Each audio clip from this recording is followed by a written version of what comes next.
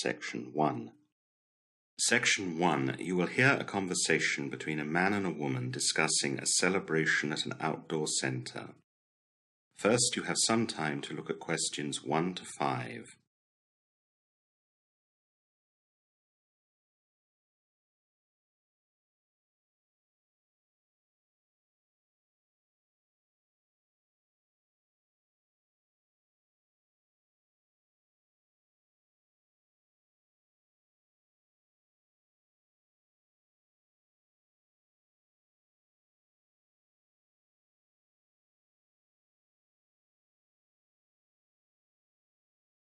You will see that there is an example.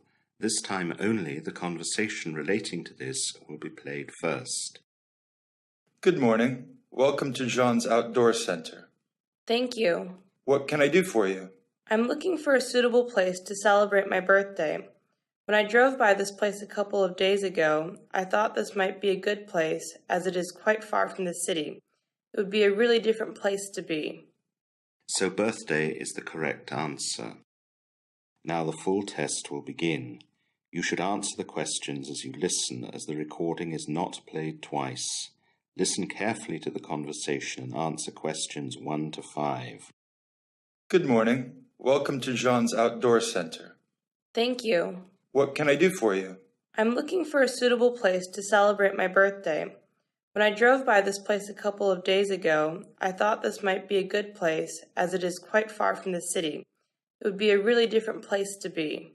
May I ask when your birthday is? On the 18th of May. All right. In the summer, that's a very nice time. We would be able to use the stone oven, make a bonfire, and use the camping area if you wish to stay for the night. That sounds great. Okay. May I first take your phone number and full name before we start to talk about any further details? Of course. My full name is Catherine Truman. That's spelled Katherine, and Truman. And my telephone number is 0348-237-855. Got that. Thank you. So, when's the party supposed to be? I'd like to celebrate on the 20th of May, and the party should start at 6 p.m. because I still need to work on that day and then get ready for the party, which I guess you know will take some time. Oh dear, working on a Saturday? I know nobody who enjoys that. Well, my calendar shows that the date is free, and up to now, there haven't been any other bookings made for that day yet. However, horse riding is not available on that day, as the horses will be resting. I hope that you didn't plan to do that. Oh no, that's fine. I think that food and a bonfire will be fine for my guests. Speaking of guests, how many people have you invited or are you intending to invite? It'll be 30 people. Okay. Before the conversation continues, you have some time to look at questions 6 to 10.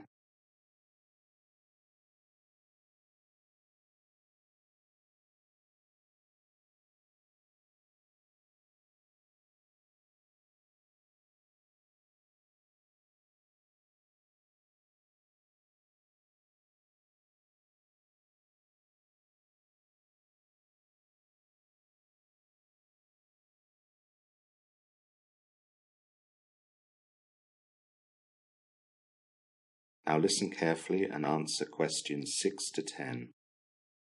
Before I book any activities for the party, I'd like to have a list of the activities that are available and their prices. My budget is $800 and I would like to stay within this boundary. This must also include the food and drinks consumed. Okay, let's go through the price lists.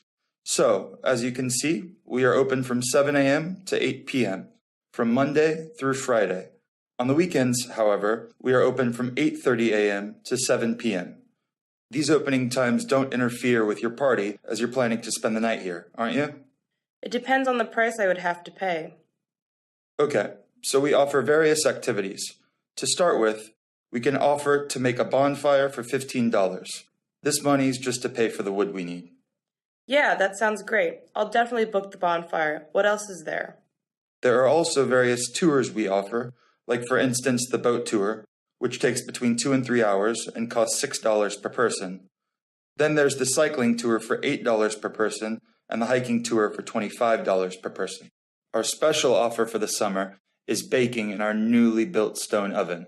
This can be done in groups of up to 15 people maximum and costs $5 per person. Okay, that sounds great. Let me see. I would really like to bake, so I'll take that, and I'll also take the boat tour. All right, let's get to the food and drinks. We offer a small and a large buffet. The small one serves approximately 40 people and costs $200, while the large one costs $400 and serves 80 to 100 people. As an extra, you can also book a lamb on a spit for $35. I think for you, I'd plan $150 for the drinks. All right, then I'll take the small buffet, please, and the drinks, of course. Okay, and lastly, we offer 3 types of accommodation. We can offer camping with tents for $40 per tent, and they hold 4 people each. We also have some teepees, which are big tents that hold up to 20 people for $80 per teepee. However, our greatest attraction is the treehouse for $100. It can house up to 20 people as well. Okay, half of my guests will drive back home, so the tree house will be perfect. Great.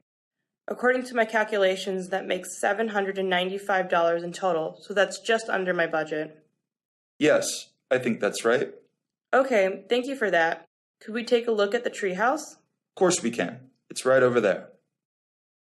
That is the end of section 1. You will now have half a minute to check your answers.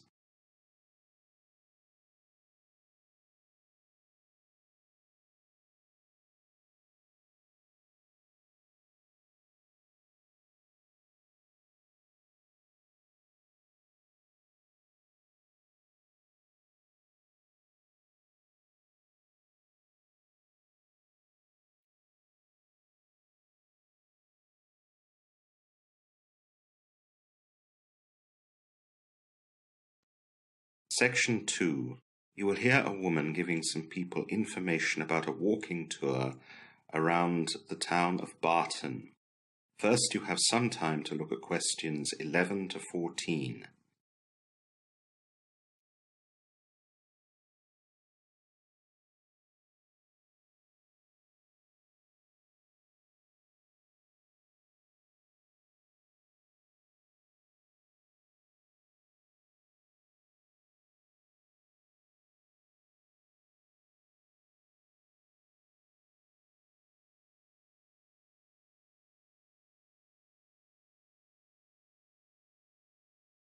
Now listen carefully to the information talk and answer questions 11 to 14. Good morning, everyone. My name's Sharon. Thanks for coming today to my walking tour of the town of Barton. First, I'd like to give you a quick overview of where we're going to today. Right now, we're in front of the Barton Tourist Office. From here, we'll move down the pedestrian road towards the river. While we're on this road, we'll first pass the town hall on the right, and then right after that, the Old Town Prison. Opposite the prison, we'll see the Town Museum, although we won't be visiting that this morning. When we get to the river, you'll see the river docks, where people can take boat trips up and down the River Stroud. We'll turn right here and walk down the path next to the river. While we're walking, we'll first see on the right the Museum of Modern Art, and then after that, the oldest house in the town, and then, just before we get to Charlton Bridge, the memorial to Sir John Barton, the founder of the town. Across the river from the Modern Art Museum, we'll see the impressive facade of the main town mosque, which was built only 15 years ago for the Muslim population of the town. We won't cross Charlton Bridge, but we'll go to the right again and walk up the street, stopping at Regent Square, in the center of which is the town's War Memorial Fountain. There's a great ice cream parlor there, and we can rest a while, look at the view, and eat some ice cream. When we're done with that, we'll take the road that goes right off the square and walk back down towards the tourist office again. While we're walking, you'll see Barton Shopping Mall on the right. We won't stop there on our tour, but if you want to do some shopping, it's only a short walk back. There are a number of interesting things to see on the left. You'll first see the town's famous Gothic church, and then the library and sports center. For your information, The town's train station is right behind the library as we pass it, and the cinema is next to that. You now have some time to look at questions 15 to 20.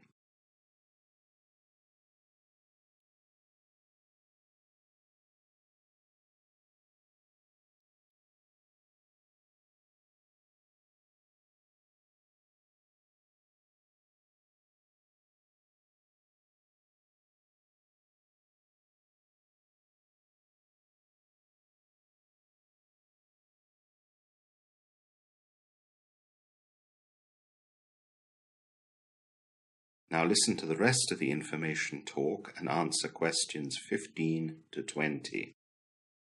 I'll be speaking at each of the attractions to let you know all the interesting information. So I think the tour will take around 2.5 hours, and that's including the 20-minute break for ice cream. This afternoon, I'll be doing a 3-hour walking tour of the town museum that we will pass early on in this walk. By the way, I do not charge anything for this walk, and I live only by tips. If you feel the walk has been worthwhile, past walkers with me have tipped between 5 and 20 pounds. It depends on your budget and how good a job you think I've done. Now, just before we begin, I've been asked to talk a little bit about the entertainment on offer tonight around the town. Tonight is a weekday, so there's not much in the way of live music, which someone asked me about. Nor will you find here much in the way of football, as the town team only plays at the weekends. At the town cinema, there is a double bill film with films on novels by the famous Russian novelist Leo Tolstoy. That starts at 7 o'clock. We won't see the town theater on our walk today, but there is a tour of it offered tonight as there are no performances tonight. You might be tired of tours today by then, though. One fun thing to do that does not involve any walking is at the pub called The Crown. They have their weekly quiz on tonight. I often go to that myself with some friends. What I will be doing tonight, though, is to go to a cafe in the town's main square, where I will be watching some street theater that is scheduled this evening to start at 8 o'clock. Barton is quite well known for this, so it would be an excellent and different thing to do. There is some tennis on in London too, and I told some people that they could watch that on TV in their hotel or in pubs, but I've been told that bad weather in London has stopped all play, so that won't be an option anymore. So, those are a few things you could consider, and maybe I'll see you later if you do what I'm doing. Now, let's get on with our walking tour. That is the end of section 2. You will now have half a minute to check your answers.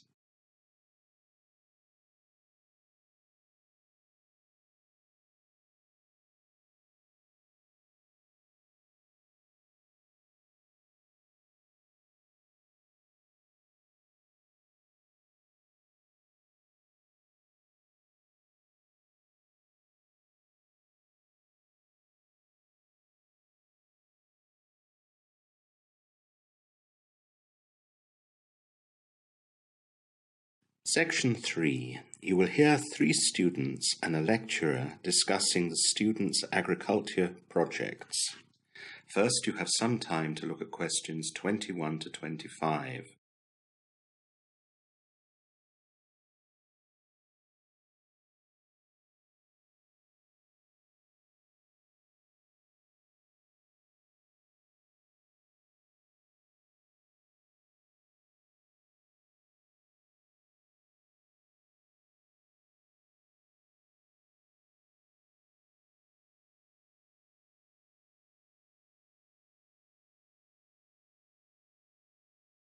Now listen carefully and answer questions 21 to 25.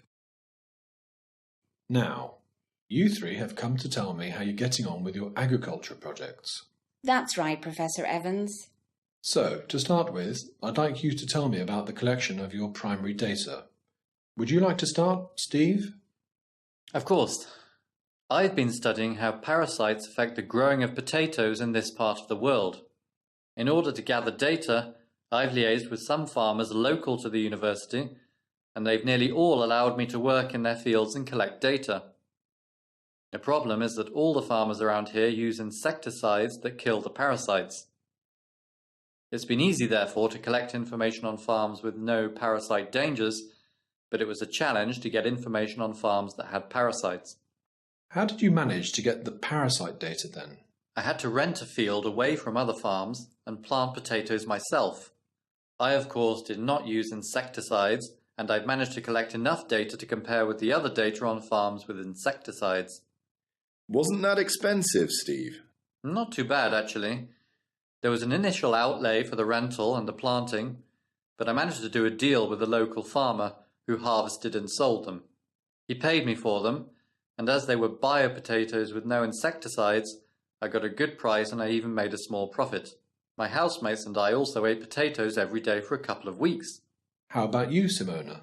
Well, as you know, I'm doing a project on growth rates in different varieties of tomatoes. Now, the weather here is not so good for tomatoes, but the University Botanical Garden assigned me an area in one of their greenhouses, and so I was able to grow plenty of varieties. And I had lots of success with gathering data for my project. Like Steve, my house ate lots of tomatoes through the early summer. So, Robert, how did you get on? I had a lot of initial problems. I wanted to look at different soils and how acidity affected growth of certain plants. I started a bit too late and I wasn't able to get agreements with different places about being able to use the different bits of land with the acidities that I wanted. How did you deal with that? In the end, I just had to ditch that idea and go for my plan B. This was about the growing techniques of apple farmers. The season starts later, so I had enough time to prepare and contact farmers. Where I live at home with my parents is an important apple growing area, so I was able to use my holidays to gather all the information there. You now have some time to look at questions 26 to 30.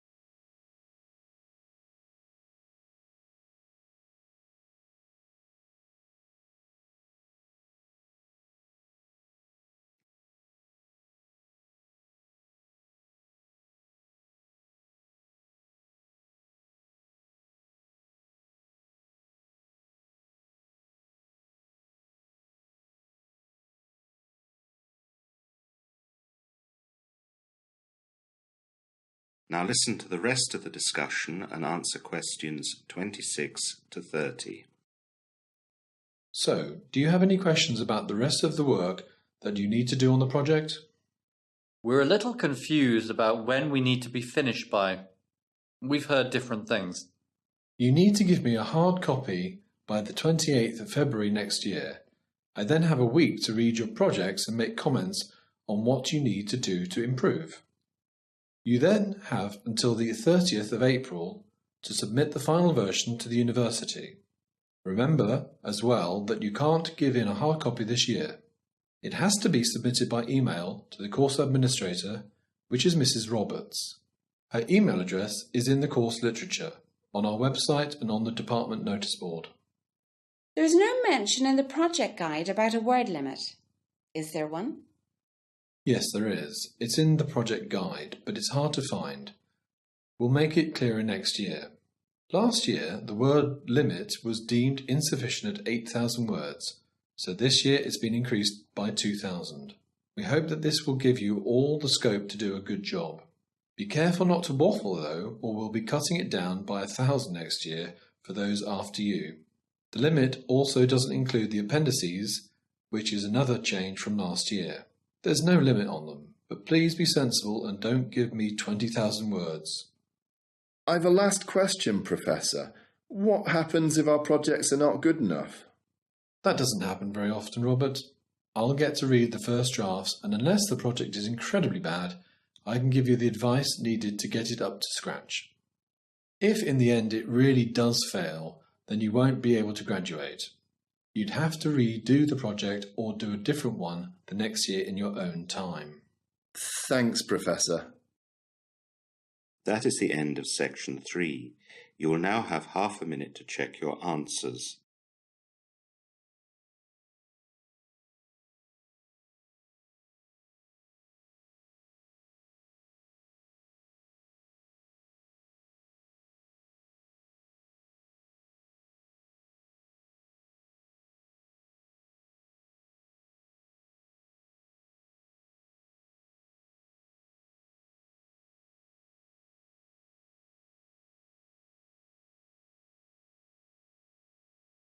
Section 4.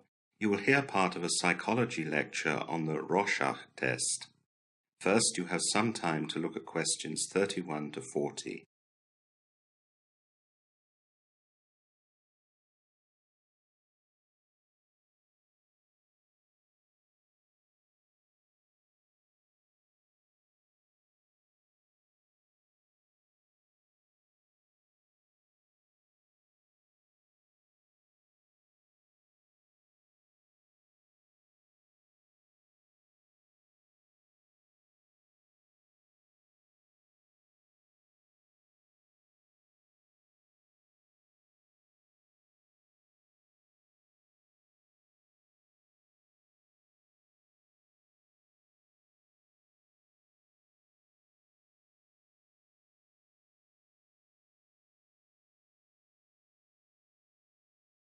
Now listen carefully and answer questions 31 to 40. Good afternoon, everyone. Today we continue our overview of the different psychological tests that have been used over the years in order to profile people and explain out-of-the-ordinary behavior. The test we'll look at today is the Rorschach test. The Rorschach test is a projective psychological test developed in 1921 to measure thought disorder. It was first developed from the observation that schizophrenia patients often interpret ambiguous images in very unusual ways. In the test, a participant is shown a series of 10 ink blot cards and is directed to respond to each by saying what the ink blots look like. The Rorschach test is practically the only test that evaluates in this way. The Rorschach ink blots are supposed to remain secret so as not to pollute the test population. The theory behind the test, created by Hermann Rorschach, is that a test taker's spontaneous or unrehearsed responses reveal deep secrets or significant information about his or her personality or innermost thoughts. These days, nearly all psychologists avoid using the method applied to the Rorschach as it is regarded as unreliable at best and dangerously misleading at worst.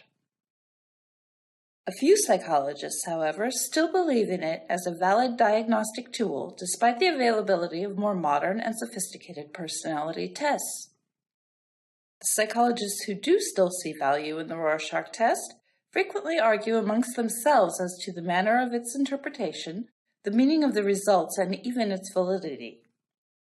Several different schools of thought have even sprung up for the interpretation of the results, muddying the waters even further. For those still using the Rorschach test, the Exner comprehensive system is one of the more popular scoring methodologies in use today. Based on the work of John E. Exner, responses are scored using a number of categories. There is a reference to the level of vagueness of the answer, or if there is a synthesis of multiple images in the blot. What makes the subject say what he or she does is also significant. For example, how the respondents explain how the ink blots resemble what they think it resembles is very significant. Amongst other criteria, the degree of mental organizing activity that is involved in producing the response and any illogical, incongruous, or incoherent aspects of responses are also used in evaluation. Using the scores for these categories, the examiner then performs a series of mathematical calculations producing a structural summary of the test data. The results of the structural summary are claimed to show personality characteristics that have been demonstrated to be related to different kinds of responses. Both the calculations of scores and the interpretation are often done electronically. The Rorschach test is supposed to be administered in a very particular and rigid format in order to minimize variance in the results. Like the cards themselves, the test procedure itself is also supposed to be kept secret from the general public. In the standard test protocol, test takers are given the cards one at a time in a specific order, and the psychologist is supposed to place them directly in the taker's hands facing up and in a particular orientation. The order is not supposed to vary. The genuine Rorschach cards are numbered on the back primarily for the psychologist's use. If takers notice the numbers or remark on them, a note is supposed to be made about this. The cards themselves are large, about 7 by 9 inches, and are made of stiffened cardboard or, in modern variations, a textured plastic that mimics the feel of cardboard. 5 of the cards have purely black and white images, 2 of the cards are black, white, and red, and the last 3 cards have various colors of ink used in the blots. The test giver will almost never give any guidance. They will instead tell the test takers that they're free to do whatever they like with the card. About 50% of people who take the test flip or rotate the cards. It's reported that some psychologists will penalize people in terms of the results if they don't turn the cards around or upside down. During the test, the psychologist or psychiatrist will record everything the taker says. In general, questioning or asking about the results are supposed to have significance to the test provider, as does asking nearly anything about the blots themselves. It used to be that the notes were taken in a special shorthand that was specifically developed for the Rorschach test, although these days many psychologists rely more on recordings and will only make cursory, handwritten notes during the test. Often the psychologist will attempt to shield his or her note-taking from the takers so as not to distract them or make them nervous, as this would create a skew in the test results. That is the end of section 4. You will now have half a minute to check your answers.